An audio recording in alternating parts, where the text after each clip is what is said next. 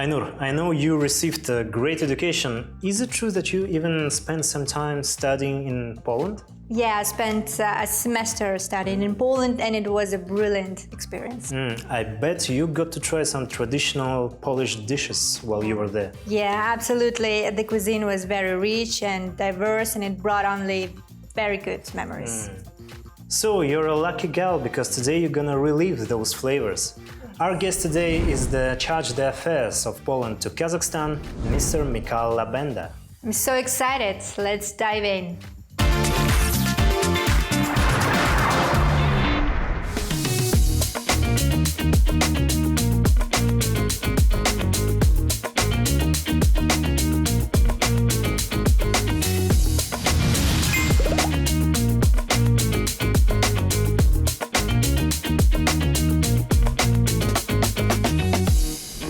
Mr. Łabenda, thank you very much for being here with us. We welcome you at our Talk and Cook show. So, before we start, please tell us what we're going to cook today. Polish cuisine is very much common for Slavic people. So today we are going to do its potato pancake. Okay. With some, I would say, with some fusion touch, which is fish. With sour cream and for decoration it will be dill. And this is something which it's not a main dish, it's just like an entree. Yes, yes. We have very, beautiful salmon. So should we start? Yes, Yes. yes. If you could grate the potatoes Of course. into this bowl.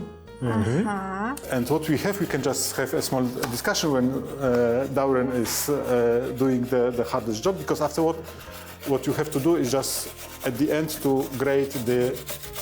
Okay. Is it fair that we are just talking and Dauren is doing the job?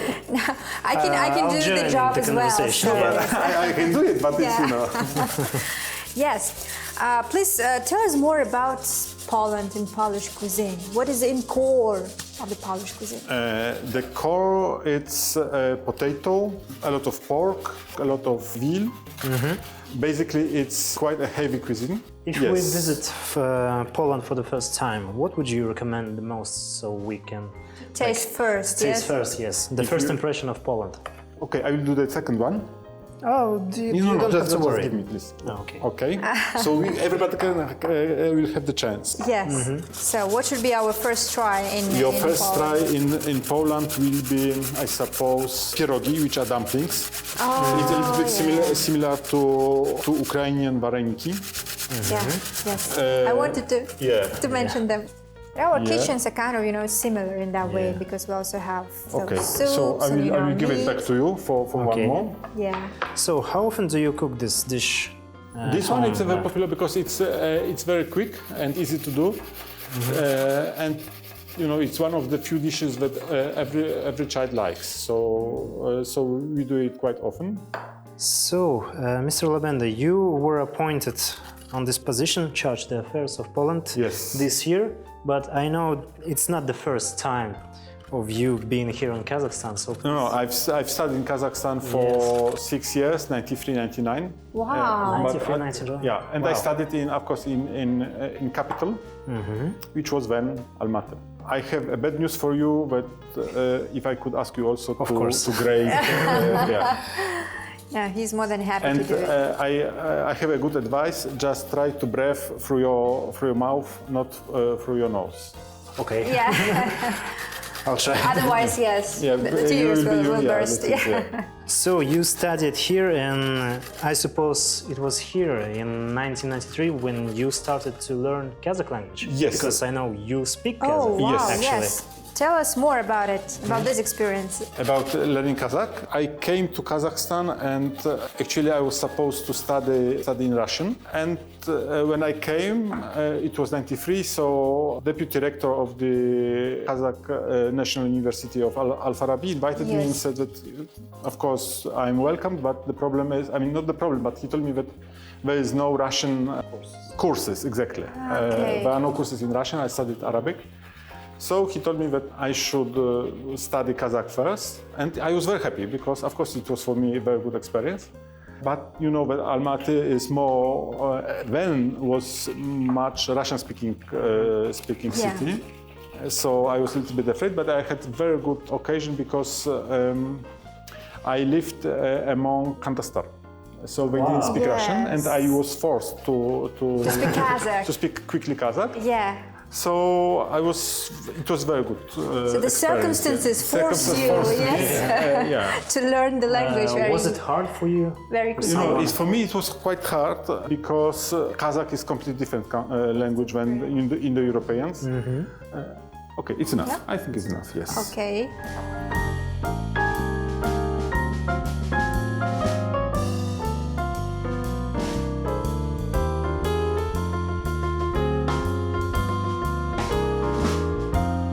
I think after 1 year I was already, of course I was not fluent because 1 year for such a difficult language like Kazakh, and also Kazakh, it's, you know, there are some languages when it's enough for you to study it for just to start to speak, like Italian. Yeah. You can communicate after like 1 month of studying, and the rest you need just to make your language more fluent.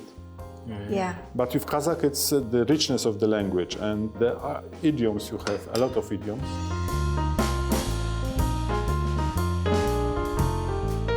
The teachers, they did a great job because our teachers, they just used the Russian textbooks, but they gave the lectures in Kazakh. It's oil. It's just an oil, and we need a lot of it. And we need to wait until it's very hot. Yeah. A little bit more. Flour? Yeah. Okay.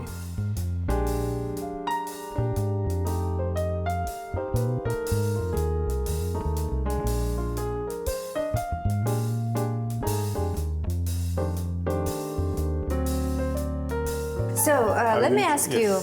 So you spent five years in Almaty in Kazakhstan, yes, back in the days in 90s. So did you think that time that you will return to this country as a diplomat and will represent your country here? Honestly speaking, when I was here, I had no idea that I would be a diplomat. Oh, really? You know, I didn't think I would be a diplomat. You know, this is the thing that I'm a diplomat. I'm very lucky because I'm from a town in Poland, and under communist regime, it wouldn't be possible for me to be a diplomat at all because you know, at that time it was the clans. Only the people who came from the elite could enter the elite. So when I went, I didn't have this idea. But after the end of my studies, I realized that I have to find a job for myself. Yeah. And it was difficult because my profession is a translator from Kazakh to Arabic. Okay. And from Arabic to Kazakh. So it was difficult for me to think about the job in Poland. Very rare. Yeah. Very rare, and in Poland it quite was not specific. so, very specific. But when I graduated from my studies, I had opportunity. By coincidence, I learned about open possibility to join the Ministry of Foreign Affairs. I didn't think I would do that because competition was very big. It was like 14 people for one place. But I passed it. But I didn't think about Kazakhstan because there were so many possibilities also. Different. But in that decision, in that appointment now, did this factor that you spent time here in Kazakhstan played, you know, a role? I was invited after I came back from Egypt.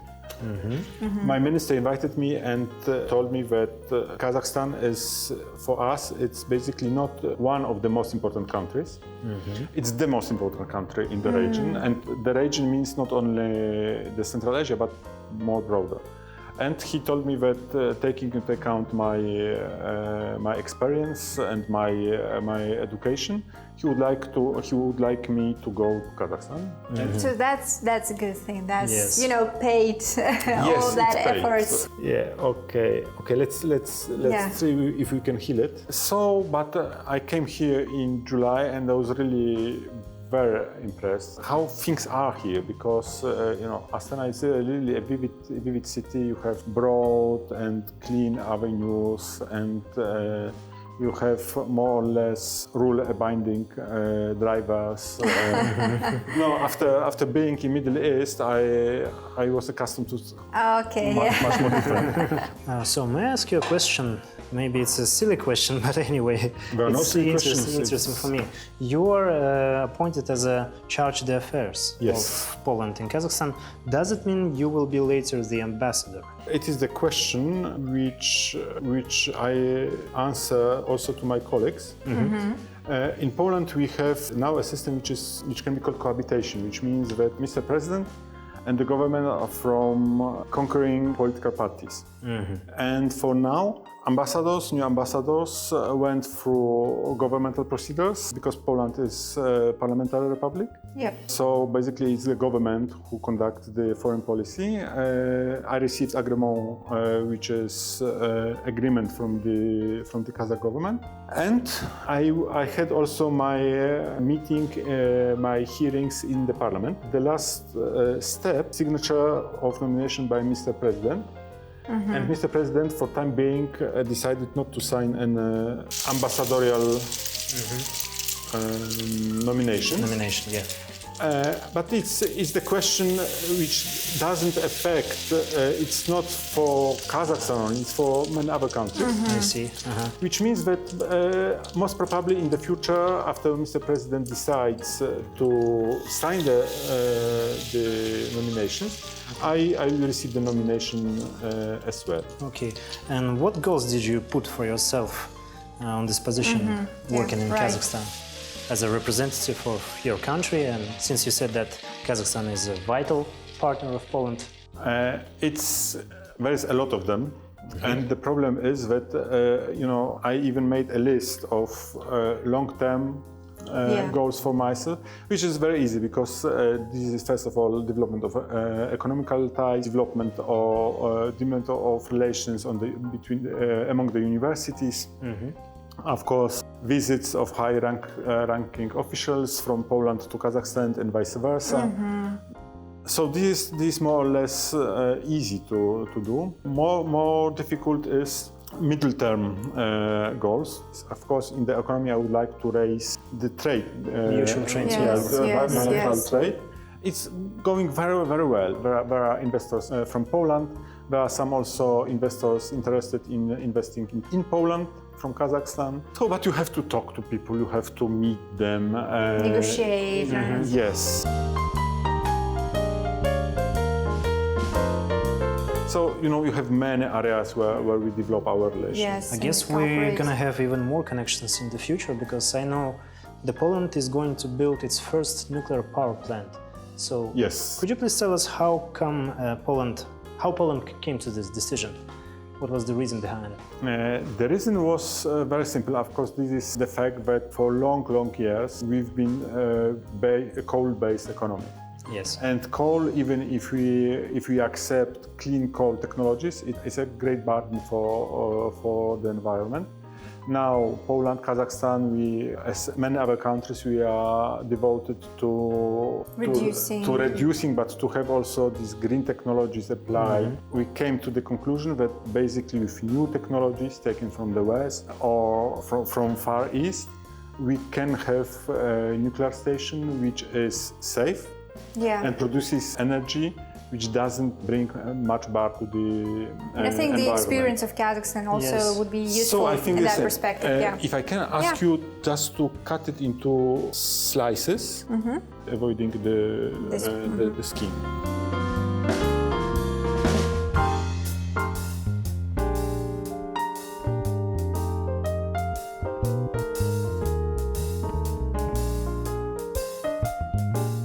While we are waiting for our dish to be prepared, I share some very interesting information and interesting facts about Polish cuisine.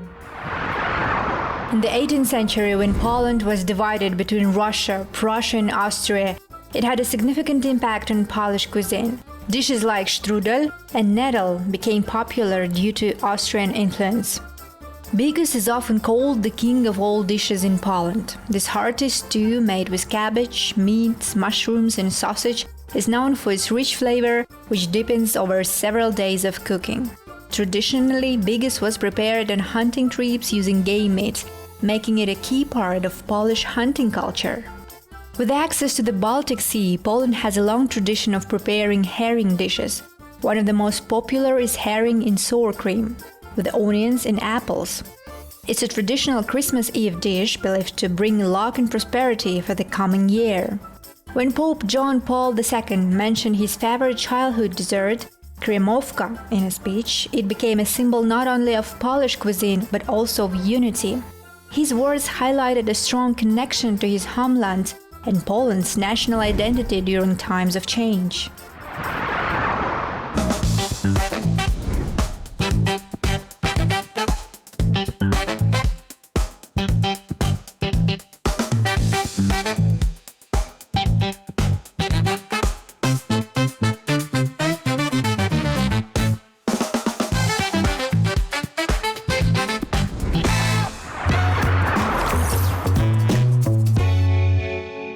So let me ask you instead about, oh wow, this looks fantastic. And I think we are good with having this quantity. Yes. I think This is mine, broken. Yes, it's yours.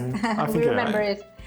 So taking into account your, you knowing the Kazakh language, for example, yes, how maybe it's, does it change, the way you live here, your daily experiences here in Kazakhstan? Is it like any impact of? Of course, because what I know for good. If I talk to people in Kazakh, okay, I think it's. They are enough. quite enough, amazed, okay. right? Yeah, amazed, and of course the attitude is much better. Yes. So and it's natural. It's natural. Yeah, it's natural. And I think Were it's there any- helpful, very helpful. Yes. Were there any funny stories when someone talked behind you or with you and he didn't And you know that you understand speak everything, yes. Kazakh? There was, for instance, one story. Here I went to a shop and there was one guy speaking on the phone, his girlfriend, I understand. He was having his sandwich also, so he was talking on the phone, eating sandwich. And I was the only customer, so he was a little bit annoyed, and he said, one, and in Kazakh, of course, że one blue-eyed came. So yeah, and I have to serve him. He looked at me, and I've told him in Kazakh. So this blue-eyed would like to have some things that if you could give me. And he said, and he was so surprised, the phone fell down, the sandwich fell down, but he did a terrible That's thing. funny, yeah. Because it was like a few days ago, and he was in his late 20s or 30s, and for the first time somebody told me, ahai. Ahai. And I said, I know that I'm 50, but please, Please don't call me like that. It's someone who is older. much older. Yeah, Yes. exactly.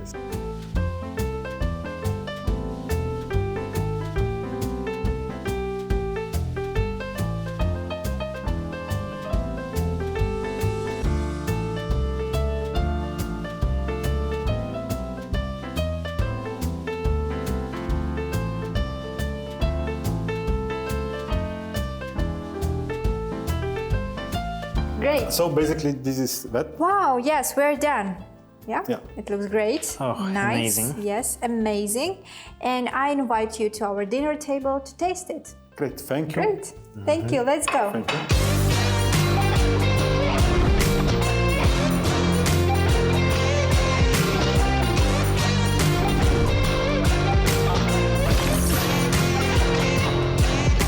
I hope you enjoy the dish. You can eat it with your hands if you want. You can eat it by, yes.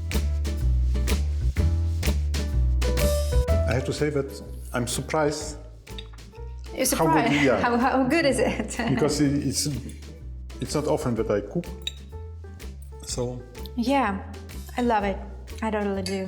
Thank you so much. The fish and the pancakes and the sour cream and the mix of it. thank you very much to you. You are a good grater. Yes, exactly. So we also have prepared for you some of our Kazakh national sweets.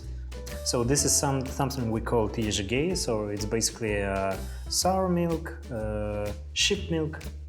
So it's quite delicious actually. And you should try it. You should try it with your I tea. will try Yes, it, yeah.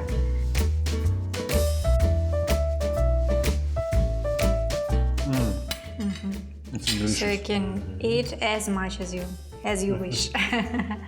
It's healthy. That's And great. before we let you go, we have something, a little gift for you to take with.